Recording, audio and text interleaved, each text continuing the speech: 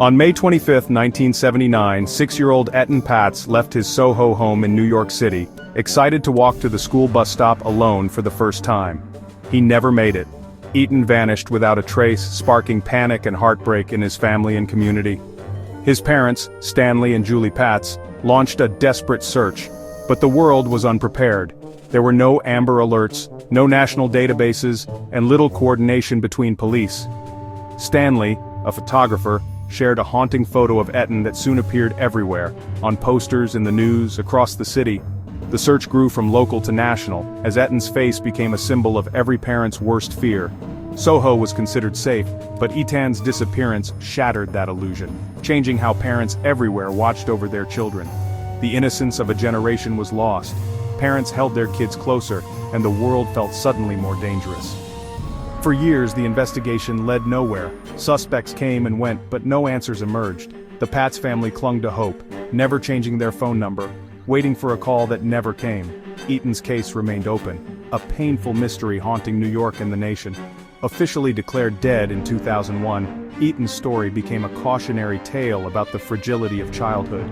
His disappearance forced America to confront the reality that a child could vanish in broad daylight anywhere.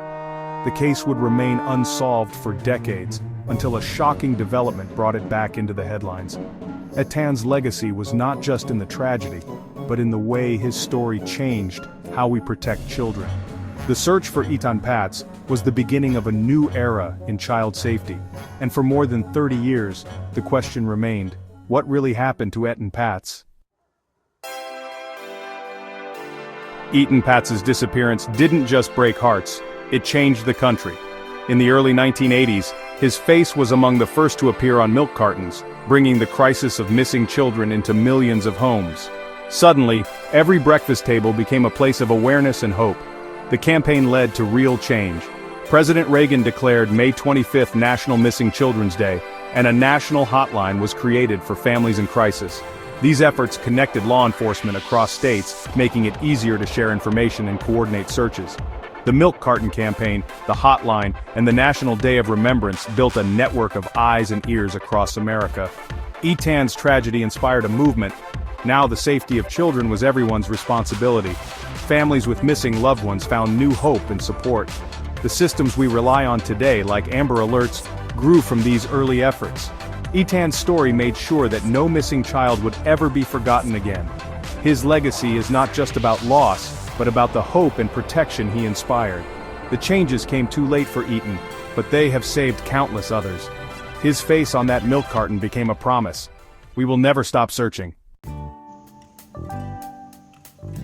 For over 30 years, Etan Patz's case remained unsolved, until 2012, when police announced a new suspect, Pedro Hernandez.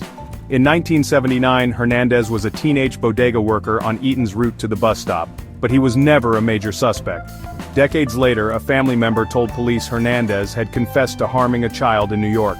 After hours of interrogation, Hernandez confessed he lured Etan into the basement, choked him, and disposed of his body. The confession was shocking and detailed, seeming to finally solve the mystery. The city and the Patz family were stunned. After so many years, there was finally a face to the crime. Hernandez was charged with kidnapping and murder, and his videotaped confession became the centerpiece of the case. But there was a problem. No physical evidence linked Hernandez to the crime. The bodega had been searched and renovated. Etan's body was never found.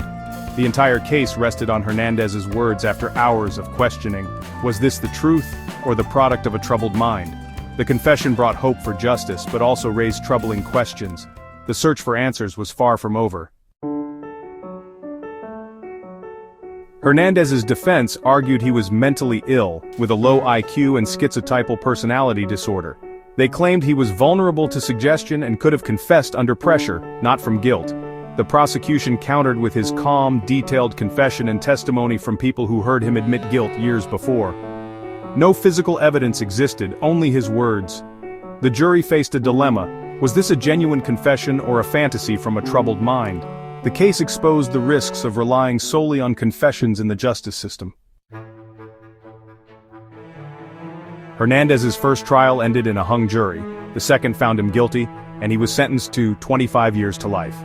The Patz family finally felt justice had been served. But in 2024, a federal appeals court overturned the conviction, citing improper jury instructions about the confession. Hernandez was released unless retried, plunging the case back into uncertainty. For the Patz family, it was another devastating blow. The case remains unresolved, a symbol of both progress and pain. Etan's legacy endures in the systems that protect children today. But the final chapter of his story is still unwritten.